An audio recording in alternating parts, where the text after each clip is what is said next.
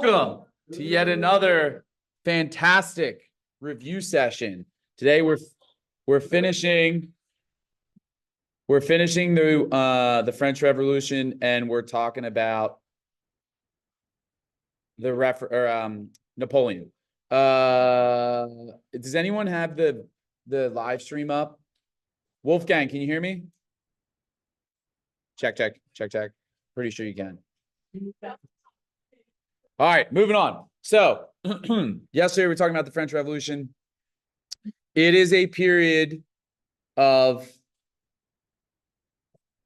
extreme change and turmoil in France. Okay, it is heavily influenced by the Enlightenment. A lot of influential Enlightenment thinkers are coming out of France. It's also influenced by the American Revolution, right? Because France was involved in helping the American colonies win the American Revolution and gain independence from England. And as a result, after that, they saw basically the colonists use the Enlightenment ideals, which are a lot of which are coming from France, right? Took those and created a government that a lot of the French people were pretty envious of. Also, what's going on in France at the time that we've talked about, a lot of really bad stuff. They have problems with food shortages. There's been a drought. There's a poor harvest. There's extreme poverty amongst the people and the government. In response to that, the king called the Estates General, which is this parliamentary or democratic style organization that exists in the French government well before the French Revolution, calls that in an effort to give people, to kind of calm things down and give people a sense of feeling that they have a say in how this gets fixed, tries to brainstorm solutions. Unfortunately for the king and for France, problem is, as we said, the Estates General is not really democratic. Okay, 97% of the French population makes up one of the three estates, the third estate. The second estate is made up of the nobility, which is 2% approximately of the French population. And the first estate is the clergy, which makes up 1%. The real problem here is not only is that breakdown not very equitable, but in addition to that, each of the three groups has the same amount of votes. So what happens is when they start brainstorming solutions, the actual solutions that the people want, aka the third estate, are just voted down by the other two estates, because any solution that they're going to provide is most likely going to interfere with the what's in the best interest of the first two estates. So as a result, the third estate leaves, but also kind of gets shut out because of the king, and they go to a nearby tennis court and declare themselves the National Assembly. That move is what's called the Tennis Court Oath. This is where things really start to spiral, okay? Because at this point, it's clear to everyone that we're now at a place in France where, like, we're kind of at this point of no return. Like, at this point, the third estate and really the French people say, hey, we tried to work within the system. You guys not only ignored us and it didn't work, but it's getting worse. So now we want to change the system. That freaks out the French people, and it really freaks out the king, the nobility, and the church. And everybody involved in this story, all three groups, are going to make decisions in response to this situation that actually make it significantly worse. The first thing that happens is the rich people, the nobility, freak out. They buy what's left, because they have the money, of the little food stuffs in France. They hoard food, and they leave the city for their villas in the countryside. So now an already serious situation due to a lack of food is 10 times worse. The people in France are even more likely to starve than they were before, and that makes them more panicky. On top of that, they get very frustrated, and they go to a place called the Bastille. The Bastille is a French fort, which was also used as a prison. It was a place where the king and the nobility and the church were having people arrested that kind of like didn't agree with them and imprisoned in the Bastille. 80,000 pissed off French people show up at the Bastille. There's a small French garrison, a small group of French soldiers, which are supposed to be, guarding the Bastille. The 80,000 rioters attempt to get in through the gate. The garrison decides there's too many people. We better let them in. They say to the crowd, hey, do you promise to chill out if we open the doors? The people in the crowd are like, yeah, sure, open the doors. It's going to be fine. They open the doors. When the people get in, the garrison says, hey, this is a story, right? A famous story. Is this a revolt? To which the crowd responds, no, it's a revolution. And then they proceed to rip apart the garrison. The French Revolution, the violence in the French Revolution, to me, is one of the most terrifying acts of violence, widespread violence throughout European history. With the reason being, the French people are extremely poor, they're malnourished, they're not healthy, and there's not a lot of personal ownership of weapons really throughout Europe, but certainly in France. So this horde of angry people, they're almost unarmed.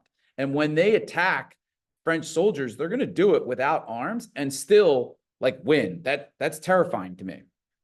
Right. So what happens so they get into the Bastille and they let the prisoners out, and there's not a lot of them, but they turn them loose. Again, this freaks out the nobility and the king. The next choice that he makes that makes things really bad is he's going to send the French army in with the understanding that they are to protect the nobility and the royal family. Now, when the people see the French army show up, they interpret this as, oh my God, this awful king that we already hate just sent the army to punish us, kill us, or suppress, whatever it is that we're doing. So both sides are going to be flared up by this decision. At this time, the National Assembly, or the representatives of the people, are demanding a French constitution built around the ideals of the Enlightenment: equity, individualism, liberty. As we go forward from this, the king is going to give in to a number of the concessions. He's going to agree to a constitution. And again, it's almost like we're too far gone here, because when King Louis XVI starts to give in to some of the demands of the revolution, they're just going to keep moving the goalpost. And this is the beginning, not of the revolution, because at this point we're pretty much in it, but this is the point of the chaos of the French Revolution, which is they really don't, it quickly becomes a power grab for new people. And it also is very unclear about what their goals are. Right. So every time they say, hey, they say, we want a constitution, and the king goes, okay, you can have a constitution. And then they go, well, we want a constitution and we want more rights. And the king goes, okay, you can have some rights. And they go, well, we want all the rights and we don't want a king. And it just keeps getting more radical, and the king keeps giving in, but it's getting to a point where he can't even make the mob happen. Right. And again, that's going to create more of a problem, and it's going to get more dangerous. At this point, as things are progressing, things are starting to get violent. The king decides, you know what? I better get out of Dodge. I'm going to get out of here before these crazy poor people overthrow the whole country and kill me. And so he tries to get out of France proper. And as he's trying to sneak out, turns out when you're trying to sneak out of your country and you're a completely disillusioned and disconnected king, and you don't understand that everyone in your country hates you, when you're trying to sneak out of your country, it's hard to avoid absolutely everyone. And he quickly also, everyone's poor and starving, and here comes the king in a king's outfit. He's pretty easily, noticed. He gets caught trying to sneak out, and this freaks everyone out, because if they were already mad at him, now they're really fired up because he's trying to get away from them. He's arrested by the people and he's held in captivity for a while. Without getting too much into detail, while he's held into captivity, he's basically forced to give in and sign off on every demand that they can possibly think of. And then at a certain point, the people just decide, you know what? We don't want a king anymore. You need to be accountable for your actions. And they execute the king. They do it using the guillotine, which is that new humane form of corporal punishment or public execution that they've invented. They cut the king's head off. Shortly after they cut the king's head off, and it's after the king. Marie Antoinette's after the king. Yeah. After they cut the king's head off, they're going to turn on the queen. A large group of women, mothers, who are furious that as we've gone through the revolution and we've cut the king's head off, things still aren't getting better, right? They still don't have any food. Their kids are starving to death. So this huge army of poor, starving women that are mothers march from Paris to the Palace of Versailles, which is outside of Paris. And like a lot of mobs, it starts out as a show of kind of, hey, look at us. We want you to see us. We want you to see how upset we are. When they get to the palace, they, kind of get more fired up and they get through the gates. They kill and dismember the French guards, and they're basically looking for Marie Antoinette. She was one of the most, if King Louis was hated, Marie Antoinette was absolutely despised. She's arrogant. She's not French. She's Austrian. She's extremely boastful. She's very arrogant. She's completely disconnected from the people. She's also someone who flaunts her luxurious lifestyle to a degree that like even rich people can't believe. Supposedly the famous quote that comes out of this, whether she said it or not, as these women are coming over the gate and they're coming for her, she basically inquires why they're upset to the people in the palace that are telling her, like, you need to get out of here. They're going to kill you. And she's like, why are they mad? This is not at the beginning. This is the French Revolution's been going on for a while. Her husband's had his head cut off, and she doesn't even understand why these people are coming for her. And the response famously is they have no bread. And her response to that is, well, let them eat cake. Because in her mind, why would anybody be mad if there's no bread? You could just eat cake. She doesn't understand what starvation is. That doesn't really help her situation. They get into the palace. They get Marie Antoinette. They hold her on trial. She's found guilty. She gets executed. Now, as if this situation wasn't bad enough, again, we're progressively going to make it worse. This is where it now gets into hyperdrive, because they just cut off the head of Marie Antoinette, and she is not French. She's from where? Austria. How do you think the Austrian royal family is going to feel that one of their family members just got beheaded by a bunch of dirty poor people in France? Not good. And they decide that they need to go in and clean up France, right? Also, I should back up. Before she gets her head cut off, the Austrian royal family and government is like negotiating with the people in the revolution, like, hey, we understand you're going to get Marie Antoinette, or you killed the king, or you might go for it. Like, don't do it. And they're like, yeah, we definitely won't. We definitely won't. And then they get her and they're like, hey, give her to us. Do not harm her. And they're like, yeah, we'll totally give her to you. And then they cut her head off. So now we have outside European countries on top of the turmoil in France that are going to be coming for France. Okay. While this is going on. So now we have the French Revolution. We have no king. We have no queen. We cut their heads off. What's established as the government in France at this time? It's now a republic. We're going to establish what's called the Directory, which is their invention of a kind of representative style form of government. The problem is that the guys that are going to make up the Directory, right? First, they just start like accusing or bringing in anybody in France that was part of the establishment before the revolution. So anybody that was rich and powerful pre-revolution, they're going to bring them into the Directory for like a trial, find them guilty, cut their head off. And this keeps going to a point that they're going to execute a large number of people. It starts off with a lot of people that are super rich and were super profitable before the French Revolution, like led to the problems. And it's going to get pretty far from that. We're just cutting off people's heads that necessarily like we think we don't like. And then they start to turn on each other, because you have factions in the revolution of people that want to go further, more radical. You have people that are pretty moderate. And so like anytime they're like, hey, we're going to cut this guy's head off because he was kind of rich, and someone in the room goes, hey guys, do you think maybe we've gone too far? They go, oh, guess you're not with the revolution. Let's cut that dude's head off. And then the guys on the Directory start cutting each other's heads off, because if there's 5 of us on the Directory and I cut your head off, now there's only 4. I've just increased my power. And then if I cut your head off, now there's only 3, and so on. So they start turning on each other. Basically, while all of this is happening, like all hell's breaking loose. But the most important part is all of this is done because the quality of life for the average French citizen is really bad. And during this period where we have the Directory and all this chaos, it's getting worse because now we don't have a corrupt government, but we have no government. So there's still no food. There's no real government services, right? And now Austria, Italy, right? Different European countries are starting to move armies toward France, right? So this is where we get into Napoleon, okay? Now we've set the scene.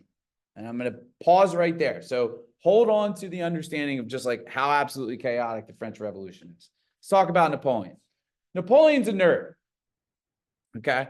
His height, the whole thing with him being small is a little bit overblown. He's about 5'7" tall. It's shorter for his era. It's not as short as he's kind of made out to be. 5'7" today is not 5'7" back then, right? Human beings have gotten a little bit, taller people is more common today than it was back then.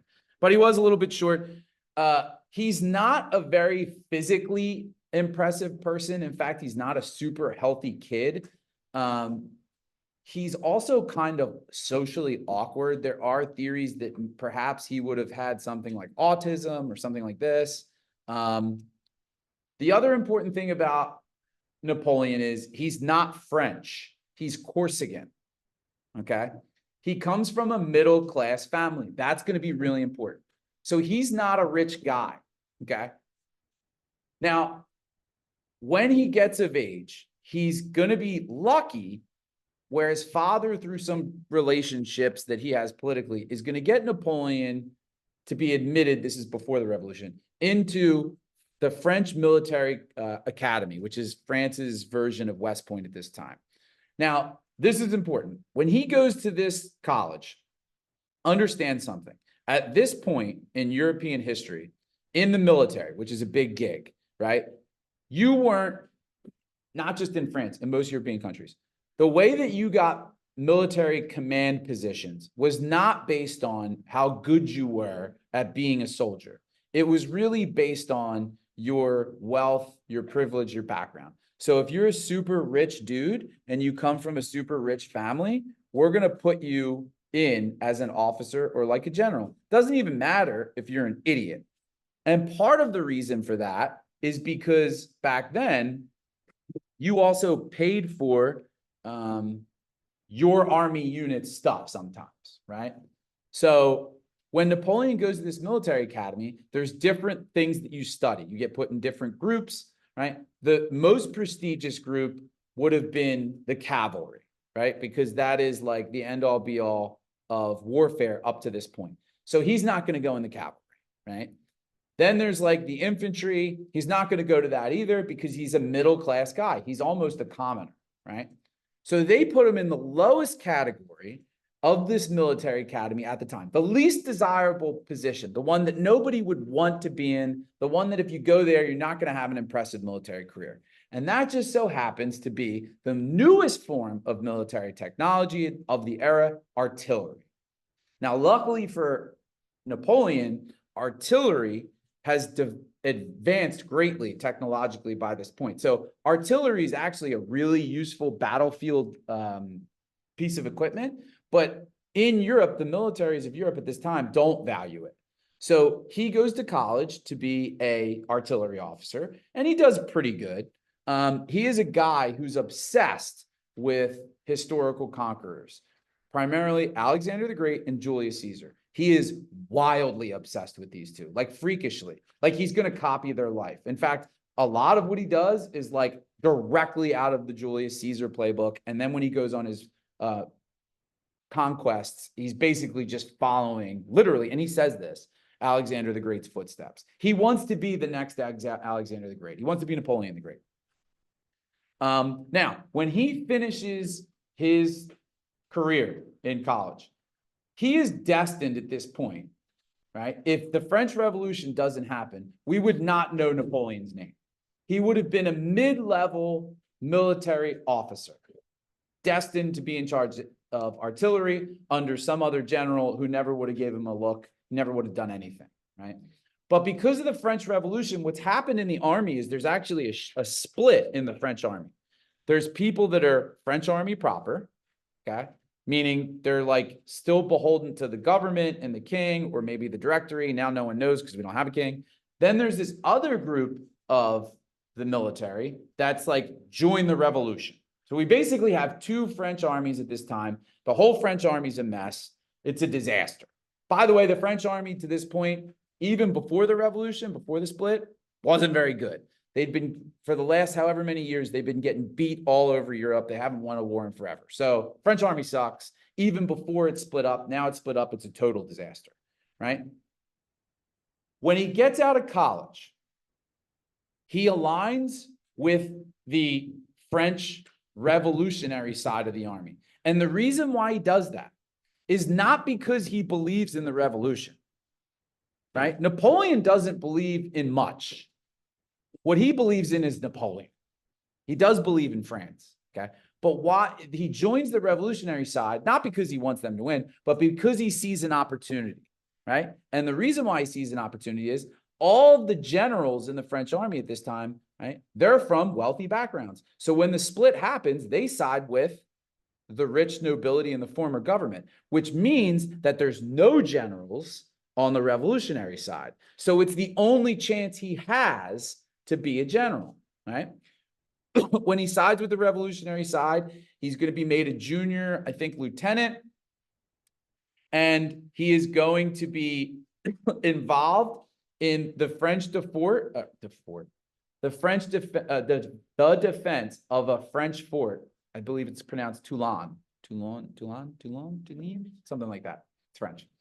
It's a French fort. It's under attack by British. I believe it's a British siege, if I'm remembering that correctly. Anyway, it doesn't matter. Here's the point. He's sent there basically to die. He's a junior lieutenant, so he's not in charge. But during the battle, all of the guys who are in charge are killed. And he takes command of the garrison trying to hold this fort and actually successfully defends the fort. So when he comes back to France, he's kind of a celebrity. He's done something that no one else could or would have done, right? He's kind of a hero. So the revolutionary. Anyone who is part of the lab, please return to Mr. Friedgen. Again, if you borrowed a laptop, please return it. If you borrowed a laptop, return it. So the French Revolution side has this officer that like just won something. They don't really like him. They think he's an idiot because a lot of guys on the French Revolutionary side, they're very like outgoing, very alpha dudes. And Napoleon's this quiet nerd.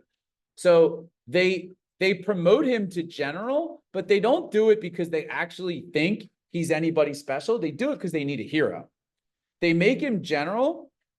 And they give him the worst army group on the revolutionary side. They give him this really crappy set of French military units, and they put him in charge. And then they send him to stop a foreign invasion. Because remember, like I was talking about, we have this situation with Marie Antoinette. We have some outside France, European powers that are basically trying to invade France because they see it's a mess. So they send Napoleon, the revolutionary government, they say, listen, take your army and, go stop this invasion. Now, they do this knowing that he's outnumbered, I think, 3-1. They also know that they just gave him the crappiest army. They also know that he's not quite qualified to be a general. So they know he's going to die. But the reason why they do this is, one, they don't care about him. And two, their thought is, well, if we send this idiot out there, and even if he gets crushed, which he's going to, at least it'll slow down this invasion and give us time to actually build a French army that can stop it when they get here. The problem is they don't realize that Napoleon is an evil genius. He quickly turns his French army, this trash army unit they gave him, into an extremely effective fighting force. And what makes him so successful as a military commander, because he's the most successful military commander in the history of the world. All right. He's won more battles than anyone else. Napoleon. Okay.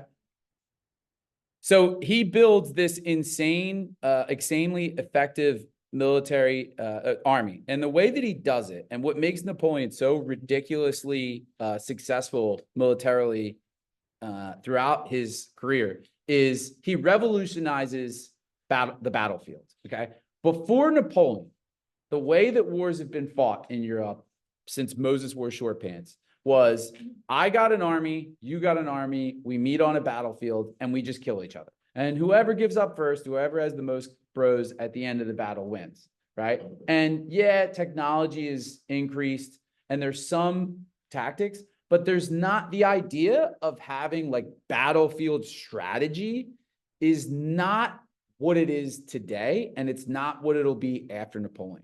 He kind of revolutionizes the idea of moving separate units around to gain control or the advantage on a battlefield. The two main things that he does that makes his army so successful is, one, everybody's building these big, slow armies. Napoleon builds small, highly mobile, very well supplied and well-trained battlefield units. So when your army is 10 times as big as his, but it's slow, he can move all the way around your position. He can hit you on the flanks. He can surround you, right? He can rapidly deploy his forces and hit you before you're even set up, right? So that's the first thing. The second thing is, because he's sent to that college for artillery, he understands artillery better than anyone in Europe at this time. And he is going to use artillery to a level that's never been seen. And it will become what modern battlefield tactics are, even to this day, right? Concepts like hitting the enemy with an artillery barrage before you attack them, right? Or using artillery as a cover to move your forces, etc., right? So when he goes to repel this invasion, he meets the enemies on the battlefield that he's outnumbered by, and he absolutely crushes them, which freaks everyone out. They're like, how is this even possible? And then, because he's a psychopath, what a normal person would do is stop there, right? I was sent to stop this invasion. I beat the enemy forces. I stopped them. But he's Napoleon. What does he do? He then invades other countries without any approval from anyone, without anyone telling him to do it. He just takes his army on foreign soil and starts like attacking, raiding, and pillaging foreign countries to the point that like he's unchecked. And then he comes back to France with wagons full of riches that he's taken from other places. And everyone loses their mind, okay? Here's a dude that we sent out to die. He's common born. He just saved France.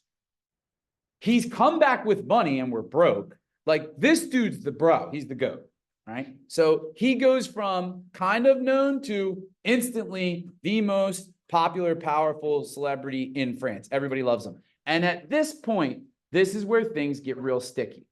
Because at this point, some of the French revolutionaries see that he's this extremely effective and popular guy. But what they don't know is how intelligent he is. And because he's a nerd, and a lot of the French revolutionary guys are super like popular alpha bros, they think he's an idiot that they can use for their own benefit. So they go to Napoleon, a couple of them, and they're like, listen, we have this directory, we have this revolutionary government, it's not really working, everybody's fighting amongst themselves, we're killing each other. I'm gonna grab power, I'm gonna do a coup, and I'm gonna take over the government, just me. And you're gonna help me because you have an army, right? And if you help me take over, I'll make you like, you know, a #1 general, right? And what they don't understand is they just gave this evil genius the idea and the plan that like, what do I need you for? Why don't I just take over? And so in one swoop, they're going to overthrow the directory with Napoleon's army, with the plan of a few of these guys putting themselves in, and it doesn't work because Napoleon's like, yeah, here's the deal. I'm the only one in this room with an army, so I feel like I should be in charge. And so they go, okay, well, we'll make a title for you, and we'll call it first consul, which is the same thing that they did with Julius Caesar. Because what did Julius Caesar do? He marched his army into Rome because there was chaos, took control of the government with the help of some of the politicians, and they said, we'll make you first consul. And then he said, I think you got the title wrong. I think you meant to say emperor. And they were like, no, we didn't, because we don't want an emperor. And he's like, oh, do you have an army then to stop me? And they're like, no. And he's like, I guess I'm emperor then. So Napoleon does the exact same thing. They make him first consul, and he declares himself emperor. Mind you, what did France have before the French Revolution? King, not an emperor. He declares himself emperor of France for life. And he famously says, I found the French crown in the gutter, and I pick it up and place it upon my head.